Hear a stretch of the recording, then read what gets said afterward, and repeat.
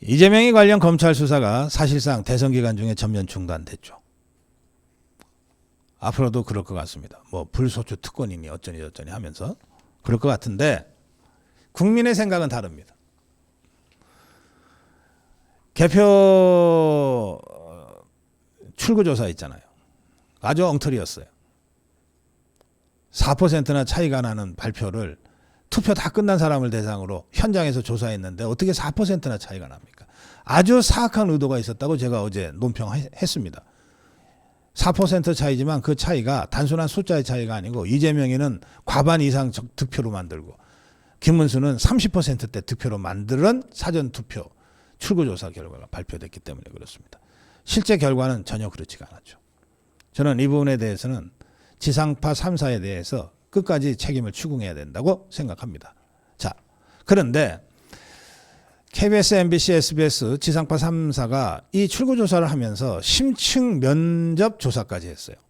이건 ARS를 할 수 있는 게 아닙니다. 투표장에서 나오는 사람들을 5명, 5번째 사람들, 1명, 2명, 3명 내면 5번째 사람들한테 면접 인터뷰를 하고 또 그 다음 5번째 사람한테 하고 이런 식으로 하거든요. 그러니까 이건 ARS나 전화 면접으로는 불가능하죠. 출구조사는 면접원이 가서 면접 조사하는 겁니다. 따라서 심층 조사가 가능해요. 이 심층 조사 중에 이재명에 대한 재판 계속 여부 질문이 있었습니다.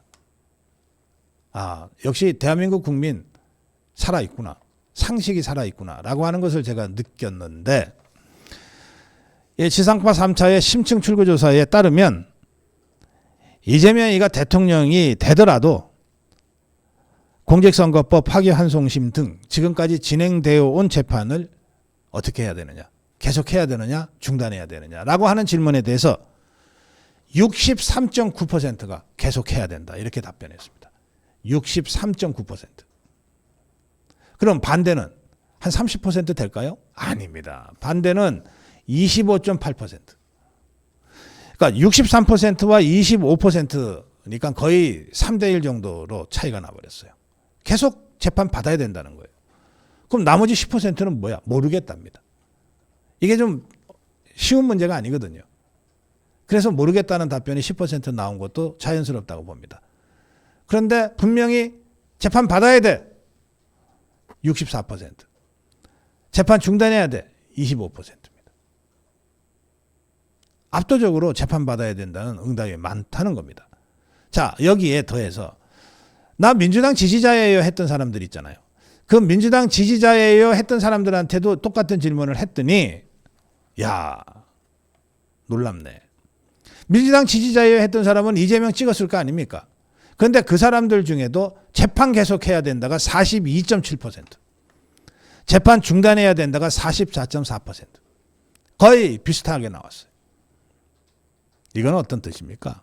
우리 국민들은 아직 상식을 버리지 않았다. 아니, 대통령 되기 전에 재판 진행됐던 게 대통령 됐다고 중단하는 게 말이 되냐. 형사소추를 안 한다는 것은 대통령이 된 이후에 벌어진 일과 관련해서 대통령이 된 다음에 도둑질을 해도 그거는 소추하지 말자.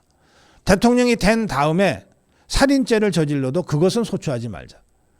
단 대통령이 된 다음에 내란이나 외환죄를 저질렀을 때는 이건 소추해야 된다. 이거거든요.